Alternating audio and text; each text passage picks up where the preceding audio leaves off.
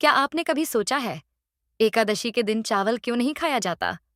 क्या यह केवल एक परंपरा है या इसके पीछे कोई गूढ़ रहस्य छुपा है? एक बार नारद मुनि कैलाश पर्वत पहुंचे, जहां शिव और पार्वती बैठे थे। नारद जी बोले, हे महादेव, आपने तो त्रिकाल दर्शन किया है। कृपया बताइए, एकादशी के दिन चावल क्यों वर्जित है?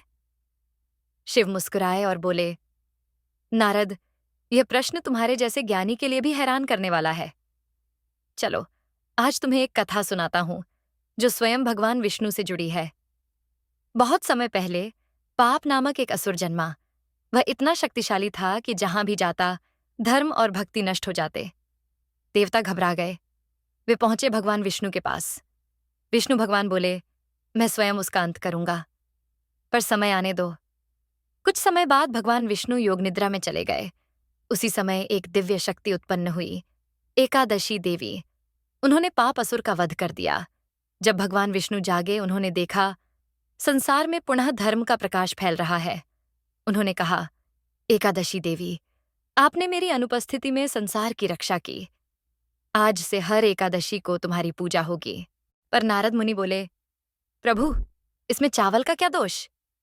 शिव बोले, जब पाप असुर मारा गया तो उसकी आत्मा ने शरण ली धान, राइस ग्रेन के अंदर, और वो भी खासकर गीले चावल में।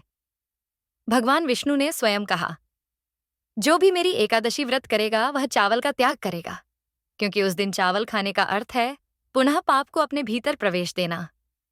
शिव बोले, एकादशी का व्रत केवल उपवास नहीं है। यह शरीर को शुद्ध करने, मन को एकाग्र करने और आत्मा को ऊंचा उठाने का अवसर है। जब हम चावल छोड़ते हैं, हम केवल अनाज नहीं छोड़ते, हम अपने भीतर के पाप और प्रमाद को त्यागते हैं। नारद जी ने हाथ जोड़कर प्रणाम किया और बोले, अब समझ आया महादेव, ये केवल नियम नहीं, एक दिव्य विज्ञान है। एकादशी व्रत केवल आध्यात्मिक ही नहीं, बल्कि वैज्ञानिक दृष्टिकोण से भी लाभकारी माना गया है। आयुर्वेद के अनुसार एकादशी तिथि पर चंद्रमा का प्रभाव शरीर के जल तत्व पर अधिक होता है। चावल में जल को सोखने की क्षमता अधिक होती है, जिससे शरीर में जल की मात्रा असंतुलित हो सकती है। इससे आलस्य, अपाचन और सुस्ती बढ़ सकती है। चावल मुख्यतः कार्बोहाइड्रेट्स से भरपूर होता है, जो उपवास के दौरान शरीर को भारी और निष्क्रिय बनाता है। उपवास करने से शरीर की पाचन क्रिया को आराम मिलता है और चावल जैसे भारी खाद्य पदार्थ से परहेज करके डिटॉक्सिफिकेशन आसान होता है। इसलिए एकादशी को चावल न खाने की परंपरा न केवल धार्मिक, बल्कि स्वास्थ्य की दृष्टि से भी उपयोगी है।